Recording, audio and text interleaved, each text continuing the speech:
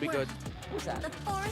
It's It's a Edith, Yeah, bro. it's the Edith that we Alright, so mentioned, they're okay. still sticking with your front line, and they also kind of need damage as well in the mid game. Yeah. Right? They're thinking about that mid game damage that though as we head into the Land of Dawn. Welcome to Mobile Legends! I personally think it's very rare that a team gets caught out in the last phase. That was obviously TNC just baiting out the Claude. Yeah. I mean, I think Rockhart even mentioned it. You know, he went from 100% to 50% on the Yeah, Claude. like, wait. But it does make sense. I mean, at the same time, Domeng, maybe it's also like, you know, he wants to have it. Obviously, the last game, Game 2, he wasn't able to utilize the Claude as probably he wanted to. So Game 3, now he gets a chance to do it again, and maybe better this time around. Because this lineup that we see from TNC, man, they want to fight just around everything that they can, the fairness especially for Lancey. Yep, they have such early presence, like 1 or 2 skills is enough.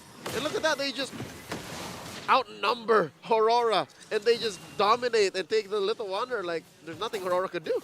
Yeah, this is, and like not only that, but I think Kozin so far, picking up this Bruno again like we saw previously, Brunar. he's going to have a great time, you know, going 1v1 against the Domeng, at least for now.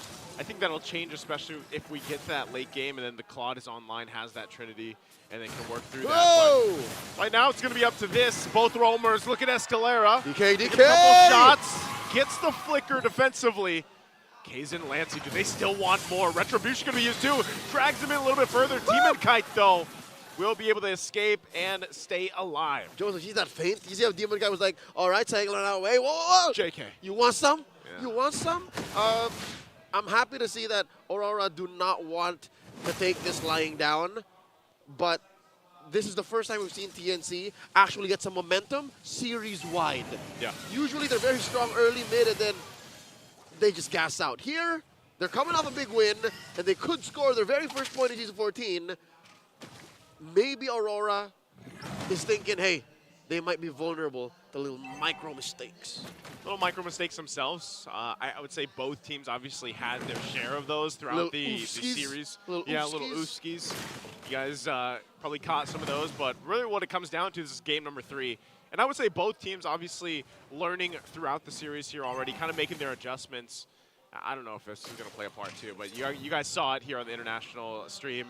We got Hatred's birthday buff maybe for TNC to get them that first point. That's right.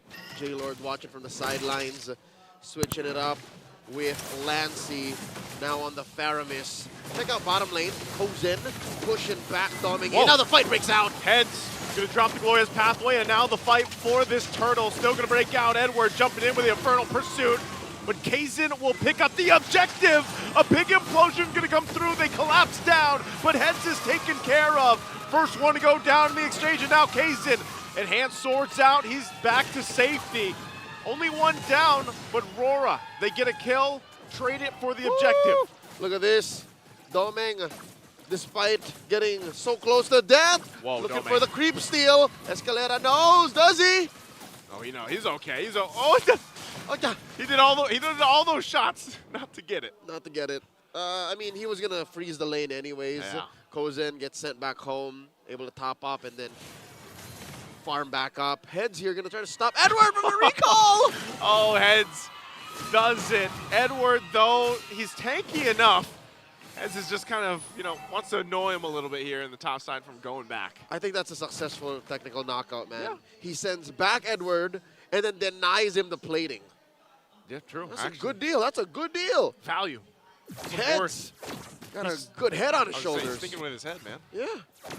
It's a heads-up play if you ever and on a micro scale, right? And that's what allows TNC to grab the gold lead back. And then it's going to swing now. Demon Kite picking up the Blade of Heptases here, so he's going to get real bursty. I reckon Kozin has to protect himself. Oh! And again, an implosion going to be used, and it's Renegade the first to go down. There's the cutoff for the Glorious Pathway. They're going to run down. Rora Heads picks up a kill himself. And TNC, a decisive play, ends up coming out on top. Still looking for more, though, possibly the pressure down on this bottom side. Wow. Yeah, Domeng's like, nope, I just saw that, I'm out of here. Did you see that? Again, 2 genius plays back to back. Number 1, such an early ube from TNC.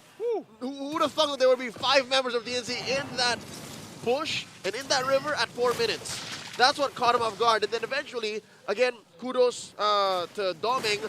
He could have hidden in the tier 1 and 2 sandwich bush, but he hid in the far bush down bottom. Yeah. It was first checked in the back, but eventually Aurora knew the call. Doming, hide here. TNC couldn't find him.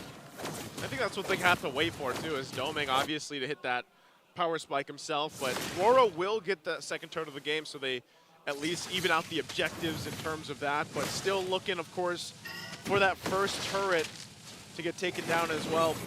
Both teams here, though, you know, relatively even. I think it's all going to come down to this point where it's like, which roamer is going to find that setup first. A lot of the times, Escalator's been doing a fantastic job. Heads has been just the cutoff, but this is where we have to see Renegade with the Edith. It's so much easier for TNC. They have so many layers of CC and even health that the margin of error is so big that they're allowed to make mistakes. They're allowed to force Aurora to make errors themselves and not get punished. Looking at the item game here again, there's about 1,000 between Demon Kite and Kaizen. Kaizen on his way to a Feather of Heaven.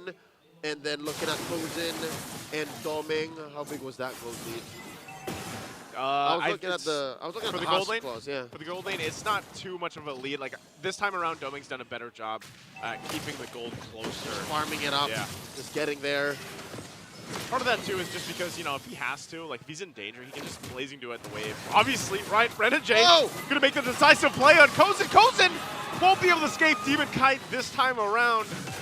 And that's just how fast it can happen. At a split second, RORA or TNC can decide to initiate. Conceal going to be used here, but they just want to save the turret from going down. That's why a super fan from 2021 called him the Hitman. The Hitman. It's been 3 years since that name stuck. I don't know. I just heard about it. All right, we got a final turtle spawning upper quarter, about 10 seconds. Aurora holding their ground in a bush for TNC. Kaizen reveals himself, and already a lane swap by Heads. Yeah, going with the swap. Doming's still, you know, the bottom part of the map here. He's probably going to rotate too. You see this turtle's up, third one.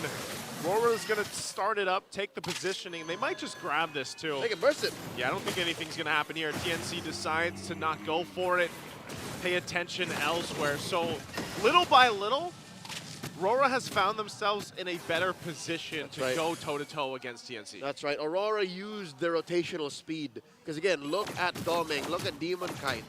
They are much, much faster on the pickup. They can just go from lane to lane, and TNC have to check in. TNC have to know that, all right, they're not here. We're a half a step behind. And then look, they were able to push. Bottom lane, though, still standing, tier 1. Great man-to-man defense by Heads.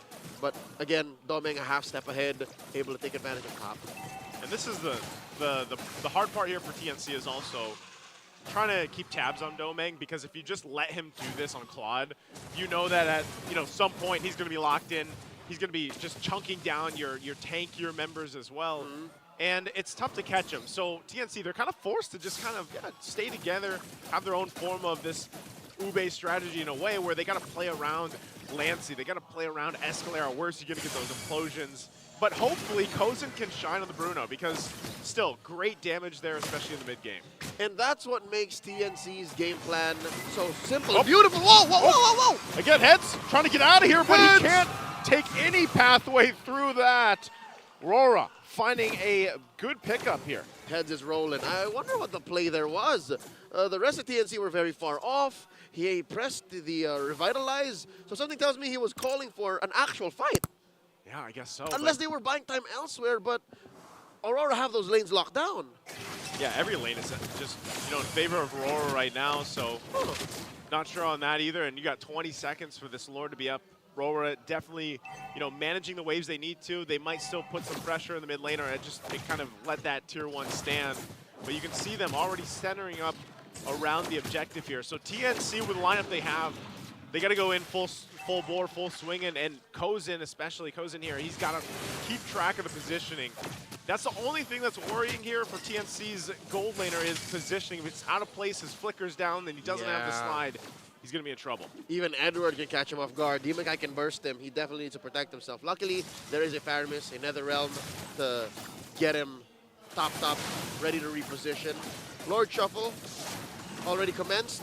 approaching half health. Look at how fast Dominator's dealing damage. Roar's pathway by heads. Drop down, looking for UA. UA goes in with the Dominator's descent, now fires back on Heads. Heads in trouble this time. The Demon Kite goes in, and Implosion's gonna find multiple members, but it's not enough as Escalera's taken out of the picture. Domeng fires back in the backside and takes out Kazin. Now Renegade goes down and expands, but there's the blazing duet from Domeng as Kozin holds down the mid lane. Joseph, you talked about it.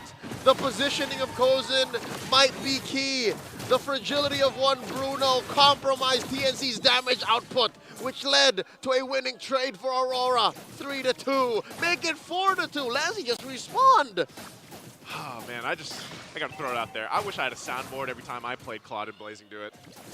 For that sound. Don't you put up the isn't that the in-game sound? That was the in-game sound. That was in-game sound, okay. What are you talking about? Let's play with the wrong voice back. Let's get back to the Lord Shuffle. Edward and Escalera on Lord duty, pulling them back and forth, back and forth. And again, look at the long lane control, Joseph. So good. Look at Domeng.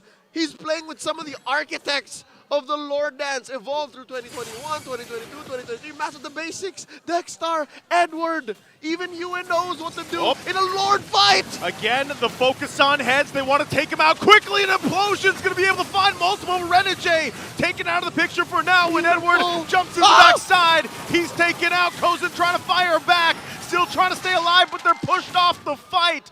Domeng goes down though, so we're back possibly to the stalemate. Demon Kite and UA left alive. They underestimated the AOE from TNC. Two keys. Number one, they didn't take Kazin first. In the past team fights, it was Kazin who was taken down like maybe first or second. Yeah. So that's what allowed Aurora to lean hard on those fights then. But now look at that, like a trampoline, multiple knockups, multiple damages sources, both magic and physical. And again, Kozin was able to kick that ball freely. The fight for the Lord. Kazin takes a ton of damage. UA somehow secures the Lord, and now Escalera forces the fight, finds Demon Kite. Will be able to take him down, but Rora gets the objective. UA's out of there, and there's the chase from Edward. He wants more. With the Infernal Pursuit, goes in with wave 2 and fights under the tier 2 turret. Renegade will go in, gets the knockup, and now Heads is rolling again on the floor as the tier 2 goes down. It's only Kozin left alive to defend. It's just the Zens. The first Lord scored by Aurora. Marching down bottom. Big fat waves ushering in from top and mid. Aurora just in a single moment. It didn't have to be Kazin or Kozin first. It was just their front lines taken down, and suddenly TNC couldn't clap back. They will take care of the Lord, but they lose that base turret down bottom side. Hey, we've seen this time and time. The pendulum. This hurts extra for TNC. Yeah. The long lane is the penetrated lane, and they're facing off against a Claude. A Claude. And you know, when you were talking about wave management, trying to keep this together, a Claude is like the biggest problem you can have in that case. The only thing that's worse is a Fanny or a Ling.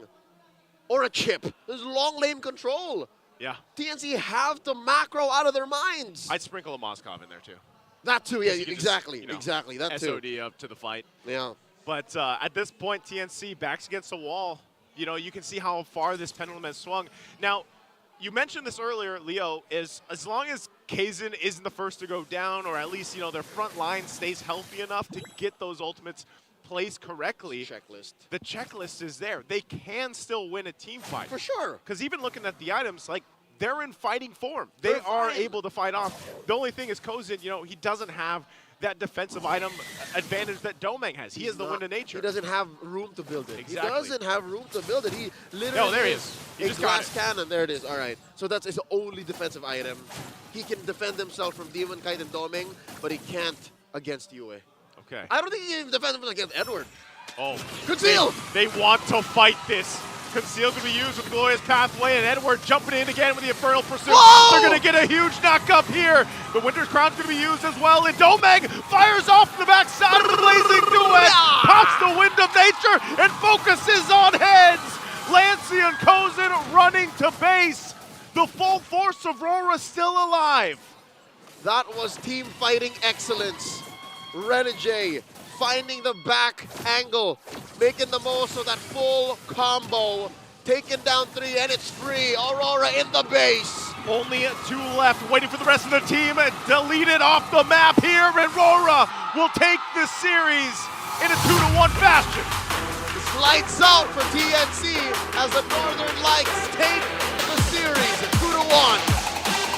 Oh, RORA swinging the pendulum ever in their favor here. And TNC wanted that fight. They forced that fight. And they got punished there for RORA to take game 3. If you have a